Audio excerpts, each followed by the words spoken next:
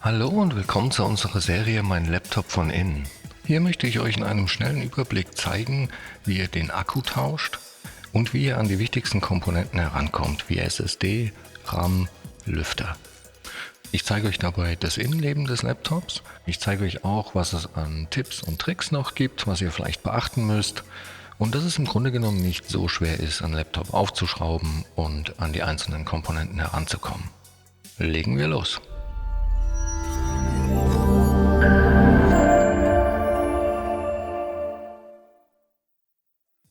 So, wir haben hier ein Dell Latitude und zwar ein 5420.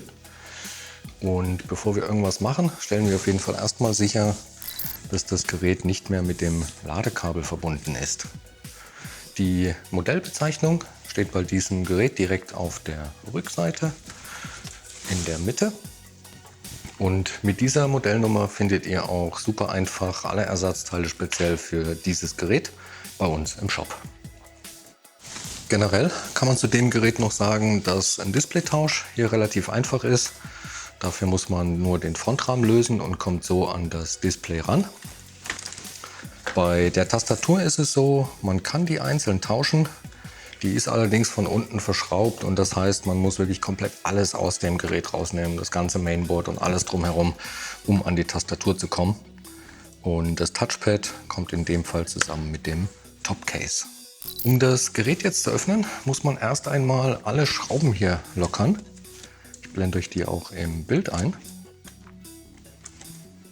Und hier ist die Besonderheit, dass die Schrauben eben nicht ganz rauskommen. Die bleiben im Gehäuse. Die werden also wirklich nur gelockert und nicht ganz gelöst. Zum Aufschrauben habe ich hier ein Universalwerkzeugset benutzt. Das ist super praktisch.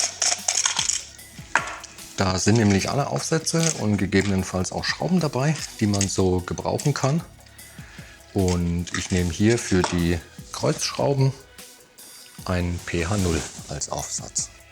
So, dann zeige ich euch auch noch mal schnell, wo die Gehäuseunterseite mit dem Gerät verbunden ist.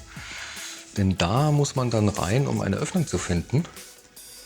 Und hier zum Beispiel kann man das, glaube ich, ganz gut sehen. Und die läuft jetzt hier in dem Fall einmal um das Gerät herum. Und ja, zum Öffnen nehme ich hier einen dünnen, flachen Metallgegenstand. Und dann schaue ich mal, wo ich am besten anfange. Ich denke, ich fange jetzt bei dem Gerät auf der Rückseite an. Und dann versuche ich hier zwischen die Verbindung zu kommen, möglichst gerade. Und die Unterseite dann mit so ein bisschen Wippen nach oben hin zu lockern. Und ja, das knackt manchmal wirklich sehr, sehr laut. Da braucht man aber keine Angst haben, da macht man nichts kaputt. Das ist einfach, wenn die Einraststellen sich lösen. Das muss also so sein. Und dann arbeitet man sich so im Grunde genommen nur einmal um das Gerät herum. Wenn es irgendwo mal überhaupt nicht geht, dann am besten schauen, also nicht mit Gewalt, einfach schauen, ob man wirklich die Schraube komplett gelockert hat oder ob die noch ein bisschen fester sitzt. Und dann kann man so wie hier eigentlich meistens auch schon mit den Fingern drunter greifen und das mit ein bisschen Wippen nach oben hin abziehen. Wenn das da noch nicht so gut geht, dann macht man einfach in der gleichen Art und Weise weiter, arbeitet sich da um das Gerät herum. Und irgendwann kommt einem die Unterseite dann eigentlich auch schon entgegen. Ich zeige die euch jetzt auch mal von innen. Und so sieht dann das Gerät von innen aus. Bevor wir jetzt aber irgendetwas weiteres an dem Gerät machen, stellen wir auf jeden Fall erstmal sicher, dass der Akku nicht mehr mit dem Mainboard verbunden ist. Und wir sehen hier das Kabel bzw. den Stecker. Und da gibt es auch so eine kleine Schlaufe dran. Und ja, an der kann man den Stecker einfach nach oben hin hier abziehen. Und schwuppdiwupp hat man das. Was können wir hier noch sehen? Wir sehen, über dem Akku sind 2 RAM-Slots. Davon ist jetzt nur einer belegt. Direkt daneben ist der Lüfter und der Heatsink, der die CPU kühlt. Dann sehen wir hier drüben die SSD.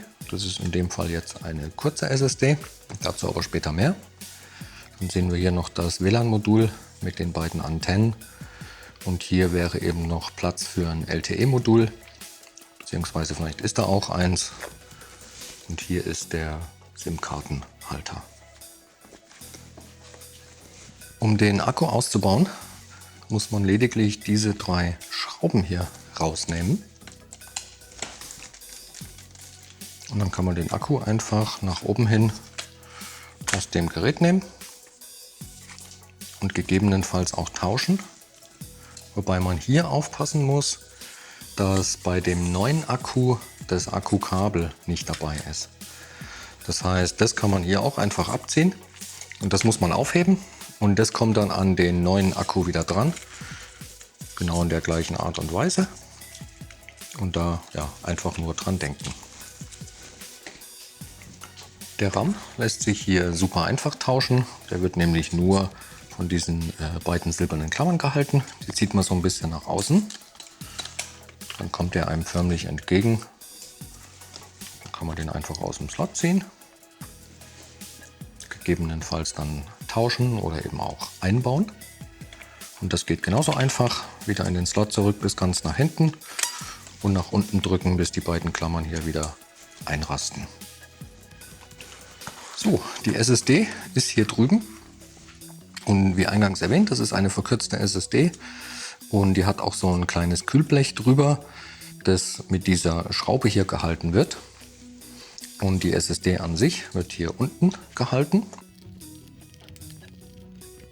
Und wenn man die beiden Schrauben gelöst hat, kann man das nach oben hin so ein bisschen hochhebeln und dann aus dem Slot rausziehen. Und genau, und hier sieht man jetzt, dass die verkürzte SSD hier verschraubt ist. Kann man, glaube ich, ganz gut sehen. Und sollte man jetzt statt der kurzen SSD eine lange SSD einbauen, das geht total problemlos. Da sollte man nur einfach auch wieder ein langes Kühlblech dann dazu kaufen. Das würde eben bis hier runter gehen. Und die Halterung braucht man dann natürlich nicht mehr. Der Einbau ist in beiden Fällen gleich. Die SSD kommt wieder zurück in den Slot. Wird dann so ein bisschen nach unten gelegt. Und dann kann man die wieder verschrauben. Der Lüfter lässt sich in diesem Fall hier nicht einzeln tauschen. Den bekommt man nur zusammen mit dem kompletten Heatsink. Und der Lüfter selber wird von diesen beiden Schrauben gehalten. Aber auch die 4 Schrauben hier vom Heatsink muss man rausnehmen. Und auf jeden Fall vorher auch das Kabel trennen. Und ja, das ist immer so ein bisschen dünn hier alles. Und man kann da versuchen, seitlich den Stecker zu greifen und dann rauszuziehen. Genau. Und dann kann man den Lüfter samt Heatsink nach oben hin wegnehmen und genau umgekehrt so auch wieder einbauen. Und dann muss man einfach nur schauen, braucht man neue Kühlpaste und ist die beim neuen Lüfter dabei oder muss man die vielleicht extra bestellen. Und je nachdem auch noch ein kleiner Tipp hier mit dem Kabel, je nachdem wie rum das ist, wenn man nicht genau weiß, wie kommt der Stecker eigentlich rein. Der hat auf einer Seite so kleine Kontakte. Und die zeigen jetzt in dem Fall nach oben, wenn man den Stecker wieder verbindet. Und da auf jeden Fall drauf achten, der wird ja einfach bloß hier reingeschoben, dass er dann auch wieder richtig drin sitzt. Also da wirklich schauen, so wie jetzt, dass der richtig bis ganz hinten im Gehäuse sitzt, dass der Lüfter dann auch wieder vernünftig arbeitet. Der Akkueinbau ist genauso leicht wie der Ausbau. Wie gesagt, wenn man den getauscht hat, das Kabel kommt hier wieder rein und dann legt man den einfach mit diesen kleinen Ausbuchtungen wieder hier in das Gerät. Der ist ja absolut passgenau und der fällt automatisch auf seine Position und auf die Gewinde und dann kann man den wieder verschrauben.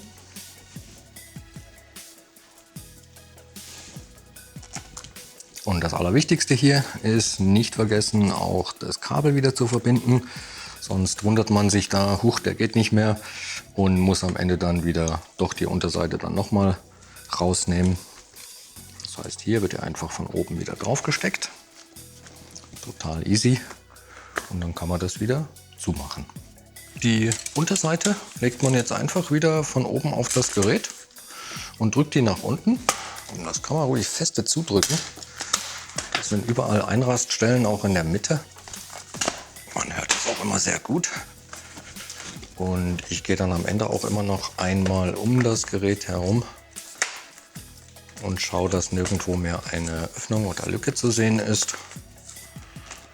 Ja, und dadurch, dass die Schrauben im Gehäuse bleiben, ist das super einfach. Einfach wieder alles festziehen und schon hat man das erledigt. So, ich hoffe, das Video hat euch weitergeholfen. Wenn ihr noch Fragen oder auch Anregungen habt, lasst uns gerne einen Kommentar da. Und dann wünsche ich euch viel Spaß beim Schrauben. Bis zum nächsten Mal. Ciao.